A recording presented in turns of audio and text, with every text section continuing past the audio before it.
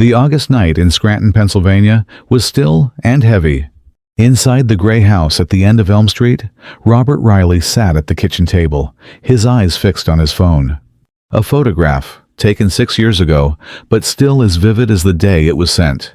Amber Reilly, 28, standing among the snow-dusted San Juan Mountains, her blue and black riding jacket zipped up, brown hair loose in the wind, smiling wide into the sun. Beneath the photo, just one line of text. Made it to the top of the world. Love you. That was the last time he saw his daughter. After that came silence. 6 long years of silence, stretching over the Reillys' home and into a thick case file stamped missing. Until one autumn morning last year, when the Rio Grande, angry and swollen after historic floods, peeled back its muddy banks and revealed something no one ever expected to see again. The morning of August 12, 2017, Scranton, Pennsylvania, basked in an unusual bright sun. Amber Reilly stood at the front steps of her family's house, hands on her hips, her face glowing with excitement. She wore her blue and black riding jacket, faded jeans, gleaming riding boots, her full-face helmet dangling from one hand. Her red BMW G 310R stood ready at the curb, its rear seat stacked with waterproof black luggage. She hugged her parents, inhaling the scent of the home she knew by heart, and said more to reassure them than herself. "I'll call every night. Promise." Robert gave her shoulder a soft squeeze, masking his worry behind a faint smile. Kathleen leaned against the doorway, silently nodding. They watched her ride off down the narrow street, the hum of the engine fading into the noise of the city. Amber headed west. She had spent a year planning this journey, carefully mapping each leg, each stop, each milestone, all jotted down in a small leather notebook. On its cover, in her own neat handwriting, America, 1 mile at a time. 10 days later, as the San Juan Mountains of Colorado glowed purple in the evening sun, Amber stopped at the summit of Engineer Pass. She sent a smiling selfie home, along with her final message, "Made it to the top of the world. Love you." Neither she nor anyone else knew that her life would come to a full stop there. On August 23rd, back home in Scranton, the Reillys began to feel uneasy. Amber would always call, even just for a few words. But that night, nothing. Kathleen reassured herself, telling Robert she probably lost service. She's in the mountains. The second day, her phone still went straight to voicemail. Messages showed, "Not delivered." Robert quietly scrolled through all of Amber's Facebook and Instagram posts. Her Engineer Pass photo was still the most recent. Nothing new. On the third day, August 25th, they called the Hinsdale County Sheriff's Office in Lake City, Colorado. Robert spoke in an eerily calm tone. "Amber Reilly, 28, red BMW G 310R, last contact August 22nd. This is the last photo she sent. I'm sure something's wrong." The dispatcher filed the report, promising to forward it to an investigator before the end of the night. Amber Reilly was officially listed in the national database as a missing person. The next morning, inside the small wood-paneled sheriff's office in Lake City, Detective David Mitchell began reconstructing Amber's final steps. Mitchell, in his 50s, his hair flecked with gray and his skin weathered by the Colorado sun, had seen his share of lost hikers and tragic accidents in these mountains. But something in Robert's voice on the phone unsettled him. Amber wasn't careless. She planned. She anticipated her parents' worries. A woman like that didn't simply vanish without a word. Mitchell pinned Amber's smiling selfie to the whiteboard in his office. Underneath it, he wrote, August 22nd, 2017, Engineer Pass, San Juan Mountains. August 23rd, 2017, no contact. The search began that very day. Civil Air Patrol planes swept the Alpine Loop, pilots scanning dense pines and steep switchbacks from above, hoping for even the faintest glint of red or chrome, a fallen motorcycle, a figure in the dirt. On the ground, search teams and pickups crawled through mountain passes, stopping at every landslide scar, peering over every guardrail into the black depths below. The rugged dirt roads lay quiet, offering nothing but the fresh tracks of passing jeeps. On the third night of the search, Mitchell sat alone in his office, a map spread across his desk. He tapped his pen on the curling ribbon of Engineer Pass, staring once more at Amber's smiling face on the board. Something didn't sit right, he thought. An accident always left a trace. Yet Amber seemed to have been swallowed whole by these mountains. Outside the window, the first snowflakes of the season drifted down, dusting the San Juans white. Mitchell folded his arms, watching them cling to the glass. He knew time was no longer on his side. Amber Reilly was gone. All that remained was that photo, that smile, pinned to a whiteboard, waiting for an answer. By late August, the Colorado sky had turned a muted gray, and thin ice began clinging to the high ridgelines of the San Juan Mountains, signaling an early winter. Along the treacherous passes, civil air patrol planes continued their methodical grid patterns, slowly sweeping each forested slope, each hidden valley, each narrow black canyon.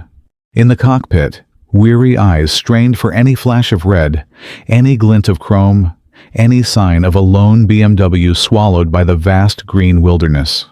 But all they found were fields of gray scree, sunlit patches of new snow, and the shimmering, indifferent surfaces of alpine lakes reflecting the heavy clouds above. On the ground, search teams moved doggedly through the rugged passes. Their four-wheel drive trucks groaned over rock-strewn switchbacks, stopping at sharp curves, peering over bent guardrails into endless drops. Binoculars swept the steep slopes, catching nothing but the quiet sway of pine and the scatter of loose stones. At times, they left the trucks to walk a few paces along the verge, studying broken branches or faint disturbances in the dirt.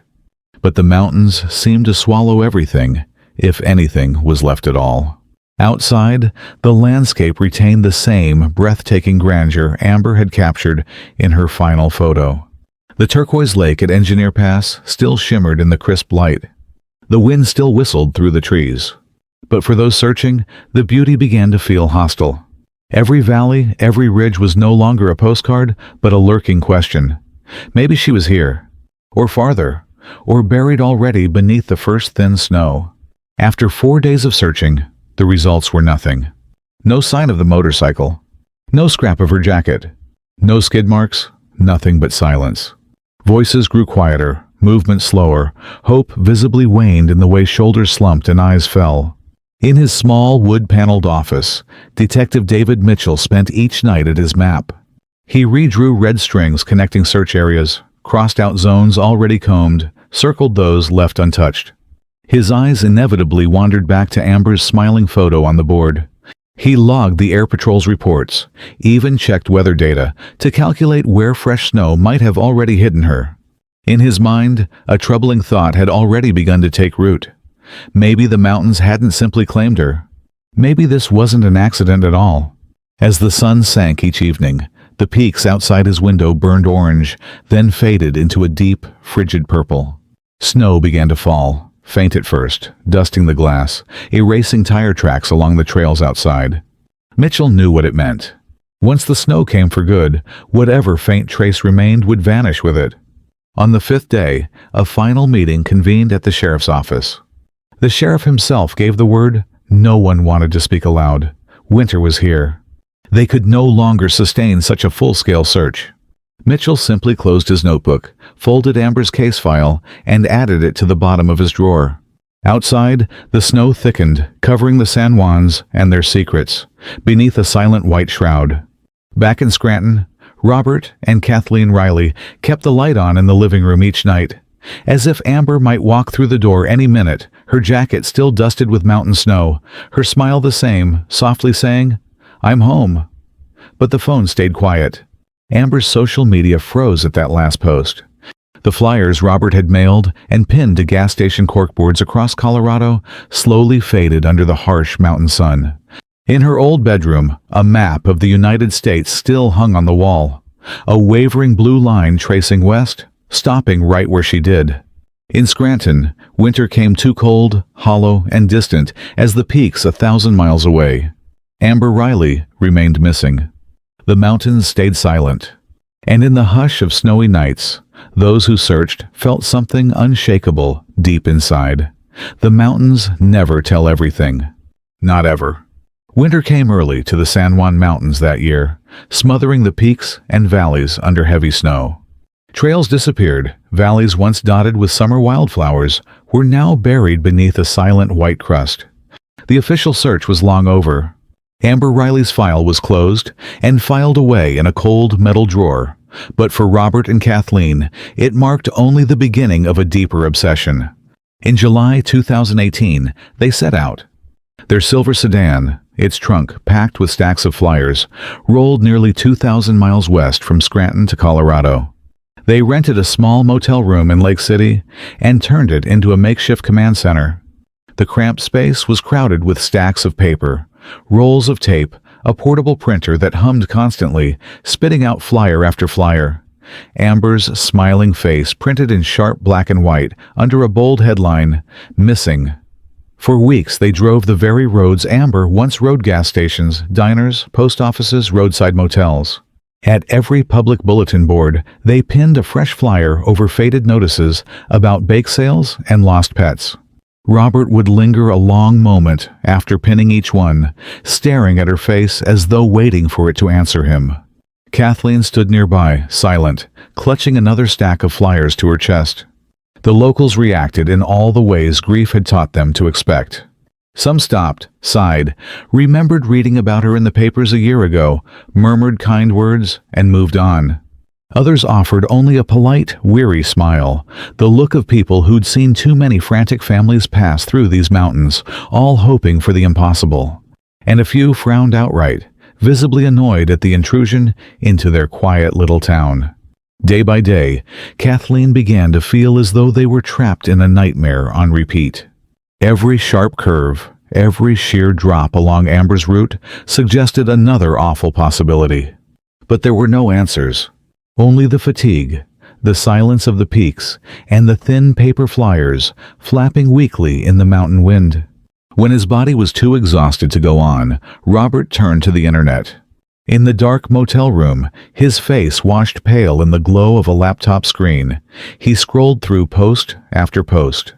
True crime forums, motorcycle enthusiast groups, Reddit, Facebook. Amber's name was there. Her story had become an obsession for strangers online. A young woman, independent and adventurous, vanishing in the grandeur of the Rockies, leaving behind nothing but a breathtaking final photo. Anonymous users picked apart every detail of that photo, measuring the angle of the sunlight, matching the skyline to topo maps, debating which alpine lake it really was. Theories multiplied. Maybe she'd taken a lesser-known trail. Maybe she'd been targeted at a campsite. Maybe she'd staged her own disappearance to start over somewhere new. Robert read every line, eyes sunken from lack of sleep.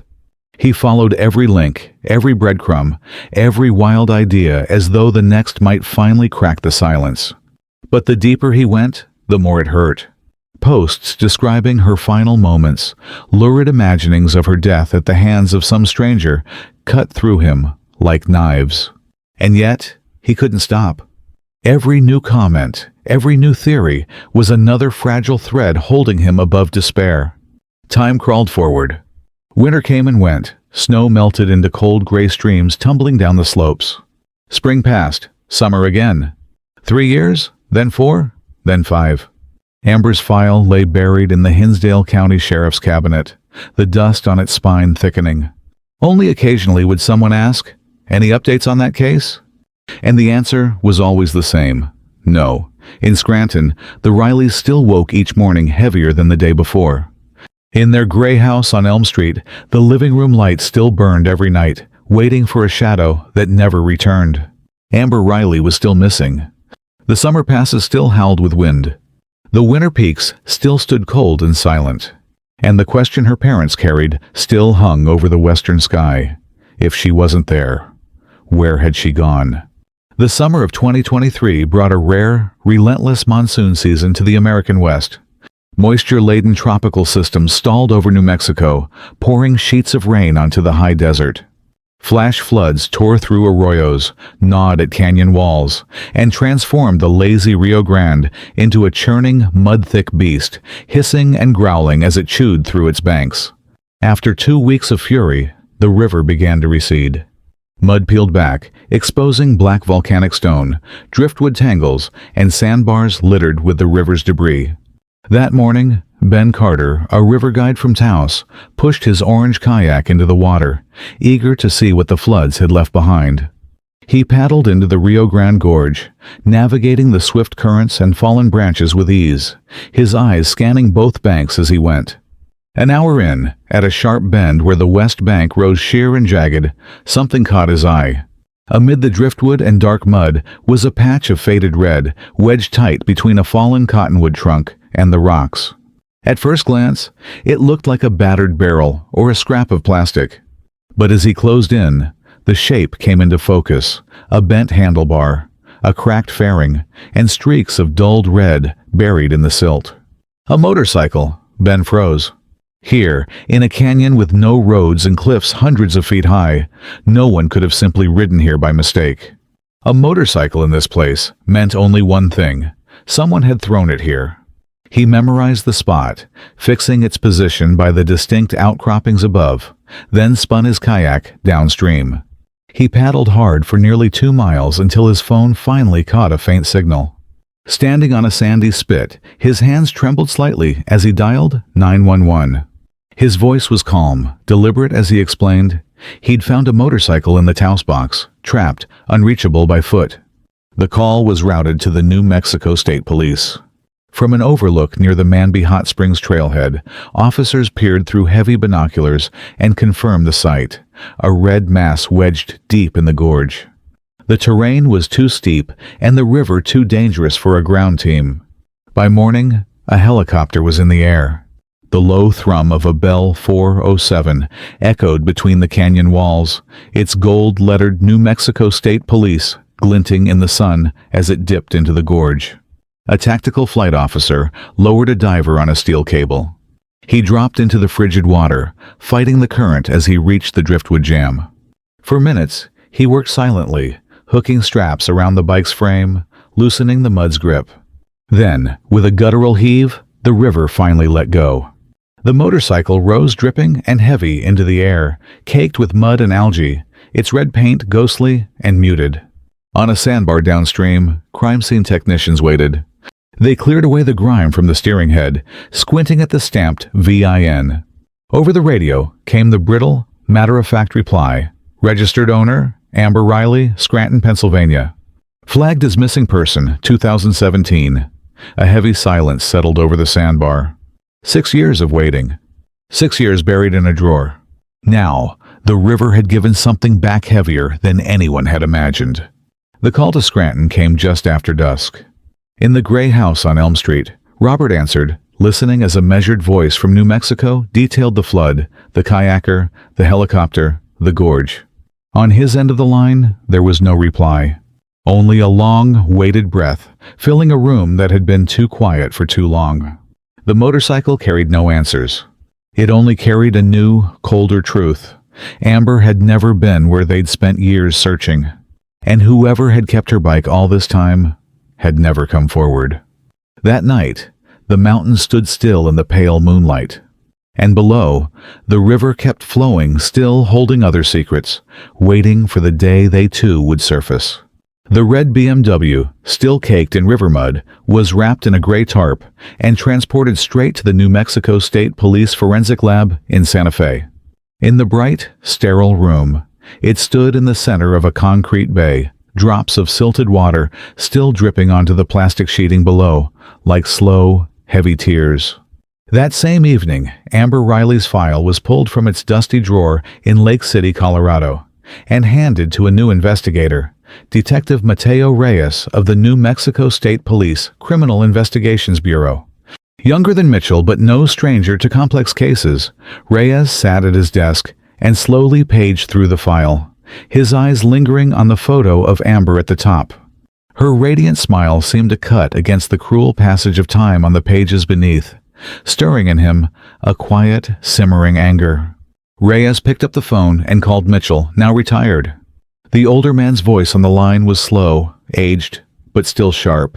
When he heard the bike had been found, hundreds of miles south, he went silent for a long beat before saying quietly, "I always thought this was no accident."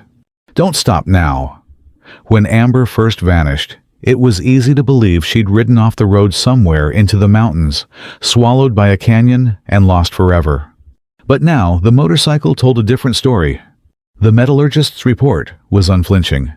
The bike had not been lying in the river for 6 years. The rust was only surface deep, the aquatic growth in its crevices fresh, no more than 6 to 8 months of exposure. Someone had kept it, hidden, for 5 long years before finally driving it to the Rio Grande Gorge Bridge and throwing it into the abyss. The accident reconstruction report was even harsher. There were no lateral scrapes, no road rash, no bent forks from a crash. Instead, the frame damage was vertical. The suspension blown out, wheels buckled under a single catastrophic downward force, consistent with a free fall from hundreds of feet high. Reyes stared at the whiteboard in his briefing room, crossing out the old line. Accident, San Juan Mountains, 2017, and replacing it with a new one. Deliberate, Rio Grande Gorge, 2023. The Amber Reilly case was now officially reclassified, unsolved homicide. Technicians began to disassemble the BMW piece by piece. Every bolt, every panel, every trace of mud was scraped and bagged. Nobody expected much. 6 years and a raging river tend to wash away everything. But Reyes insisted. Nothing was too small to check. On the 3rd day, a young technician working on the air intake pulled out the paper filter. Wedged deep inside was a small, square scrap of paper, folded tight and surprisingly intact where the river hadn't reached. Unfolded carefully, it revealed a torn piece of an atlas map. Faded red and blue highways snaked across it, county roads faintly marked. And there, in blue pen, a single name circled, Tres Piedras, a tiny plateau town not far from the gorge. The room went still when Reyes laid the map scrap on the table. A year ago, nobody thought the bike would surface. 6 years ago, nobody believed the case had another layer. But now, this fragile piece of paper pointed somewhere. Reyes pocketed the scrap and ordered a new search. The team would fan out across Tres Piedras and the surrounding plateau. For 3 weeks, a combined task force of state police, Taos County deputies, search and rescue volunteers, and geologists combed the dry, sunburned land. They scoured box canyons, dry creek beds, abandoned ranch houses. In town, they knocked on each wooden door, holding up Amber's photo. Faces behind cracked doors only shook their heads, eyes dull and blank, as if a lone motorcyclist 6 years ago was nothing but a fleeting shadow long since forgotten. The plateau remained quiet. Wind rustled the sagebrush, red dust coiling low like ground fog. There was no body, no clothing, no answer. By the 4th week, the official search was called off. Amber's case was left dangling again, unsolved and unclaimed. But this time, Reyes refused to let it sink back into the dark. He kept the map scrap folded neatly in his breast pocket, a quiet reminder. Some signs only reveal themselves to those willing to keep looking. That evening, as the sun set blood-red across the Tres Piedras Plateau, long mountain shadows stretched over the land. And down below, the Rio Grande still churned, keeping hold of secrets it wasn't ready to give up just yet. The Tres Piedras Plateau returned to its quiet, familiar rhythm once the search teams pulled out. The dusty roads, scarred with tire tracks, slowly faded under the dry wind. The old wooden doors shut again, hiding the eyes that had watched from behind. And Amber Reilly's case file, though now thicker with one more clue, still carried no answers. October arrived, bringing with it an unusual New Mexico autumn-blazing sunlight by day, but nights sharp and bitter. Down in the Rio Grande Gorge, the river, after the flood, had calmed into a sluggish brown current, exposing new banks of dark mud and freshly cut sandbars. One late afternoon, weeks after the official search had ended, a geology professor from the University of New Mexico came to survey the riverbanks near the Taos box. She and her students moved slowly, taking notes on sediment layers, measuring the scars left behind by the historic flood. On a soft slope a few miles downstream from where the BMW had been recovered, her eyes caught a pale, unnatural shape protruding from a newly eroded bank. It wasn't stone. It wasn't driftwood. and its curve was unmistakable. She crouched, gently tapping with her rock hammer, brushing away the clinging mud. A single bone emerged, white, fragile, and out of place among the river's debris and dust. Police returned to the Rio Grande Gorge. This time, the state forensic team and the office of the medical investigator came in person. The riverbank was cordoned off, every square foot of silt methodically sifted. White tents rose over the scene. Evidence bags filled, one by one, sealed and catalogued. From deep in the mud, they unearthed more bones, scattered, incomplete, a partial skull, ribs, sections of spine. And on the right clavicle, a distinct raised ridge of healed bone, the unmistakable sign of an old fracture. In the bright, sterile lab, a forensic anthropologist sat under a harsh light, turning each fragment over in her hands.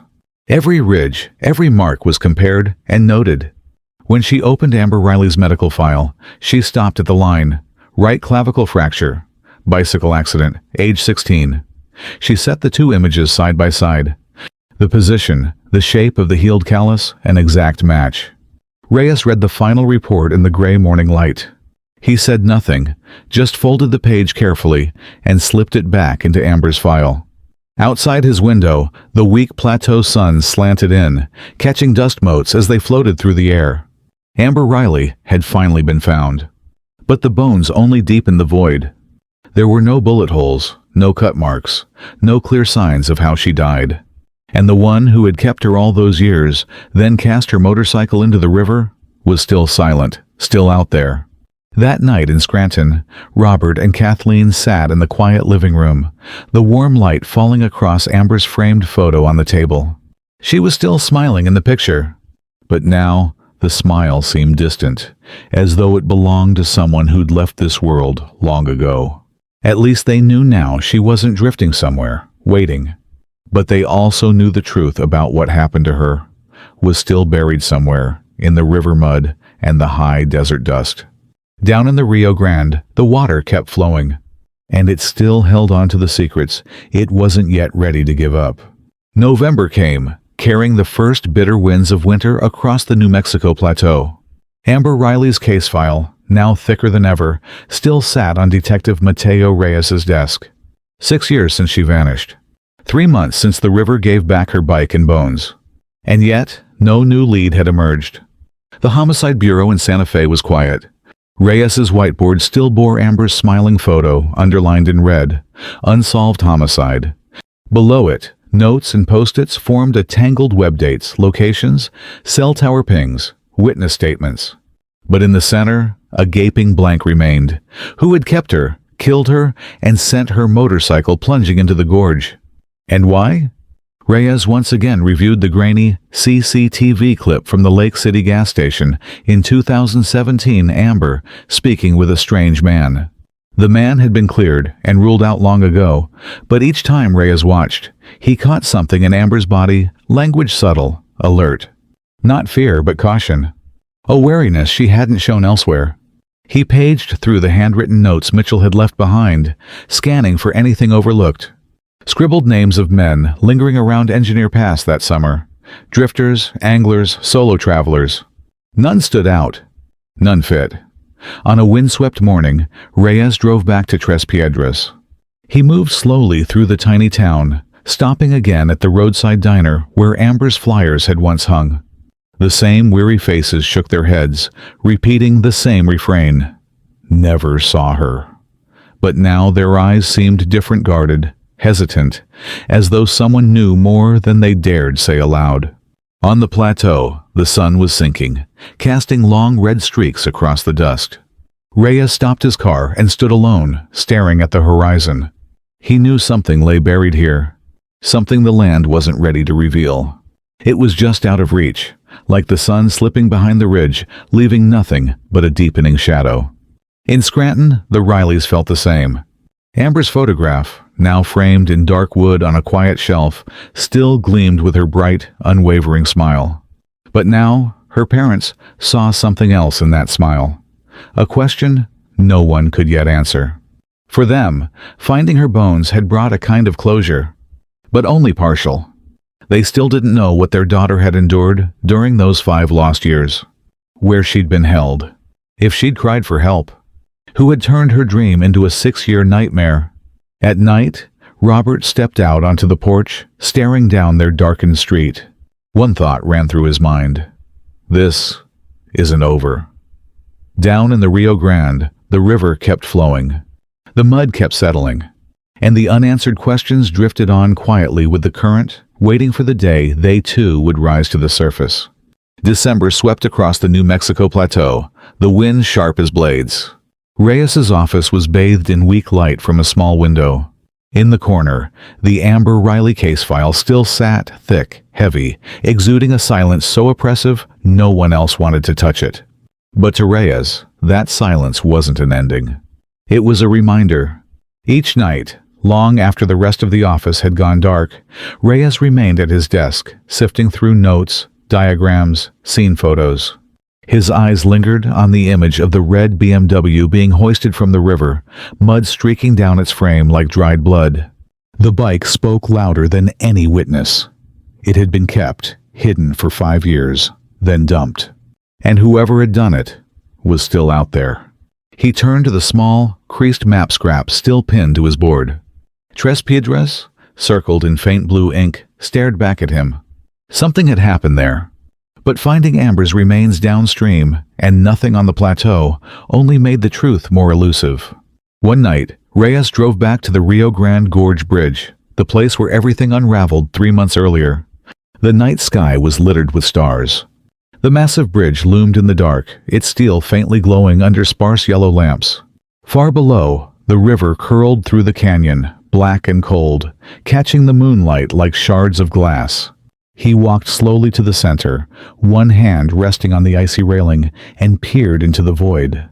He imagined the figure who'd stood here that night, gripping the BMW's handlebars, shoving it over the edge, hearing it whistle through the air before it disappeared. Did they watch the river swallow it, certain no one would ever find it? Or did they turn away quickly, carrying with them the weight of a secret that still hung in the air? The wind screamed through the canyon, a sound like whispers and howls. Reyes closed his eyes, feeling in it the faintest echoes of what was still missing pieces out of place, confessions never spoken. In Scranton, the house on Elm Street still burned its light each night. Robert Reilly sat at the table, his daughter's photo in front of him. He stared into her smile and wondered, what had she endured? Who had kept her? And in those last years, did she still believe she'd be saved? The house was silent, as though even breath itself had frozen. Kathleen stood at the window, gazing into the darkness beyond, her lips pressed into a thin, hard line. They no longer cried. The pain had turned into something deeper, a quiet, patient waiting, like the river itself. On the plateau, the wind kept clawing at the barren hills, scraping the dry earth. And deep in the canyon below, the Rio Grande kept flowing, heavy and cold, carrying with it the secret still unspoken. Somewhere someone was still silent, and the echoes from the depths had yet to stop. Winter crept silently over the plateau. Thin ice formed in shallow puddles, red dust swept away by the wind to reveal cracked frozen earth. In Santa Fe, in a cabinet marked cold cases, the file bearing Amber Reilly's name rested neatly on top, a red strip along its edge, stamped, Unsolved Homicide. Inside were pages yellowed with time maps, scene photos, autopsy reports, printouts of her last messages. Each had its place. Each had its voice. Yet none of them told the whole truth. In Tres Piedras, winter laid a quiet hush over the little town. Windows stayed shut, gray fields stretched beneath a sunless sky. Here, no one spoke of the girl on the motorcycle anymore.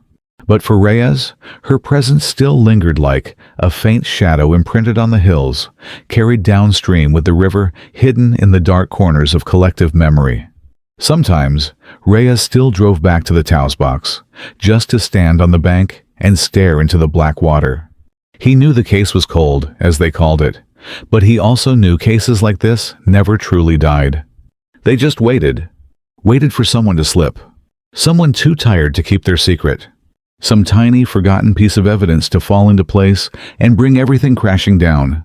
He promised himself, when that moment came, the file would be opened again. In Scranton, the house on Elm Street looked like any other on its quiet block. But inside, the living room light still glowed each night, falling across the wooden table where Amber's photo stood her, smiling amid the snowy San Juans. Robert Reilly still looked at that photo every night, a silent vow. She would not be forgotten. Kathleen, at times, still sorted through old clippings, online posts, letters from strangers. For them, time hadn't dulled the pain. It had only sunk it deeper into who they were, just as Amber herself once had. Beneath the Rio Grande, the river still flowed.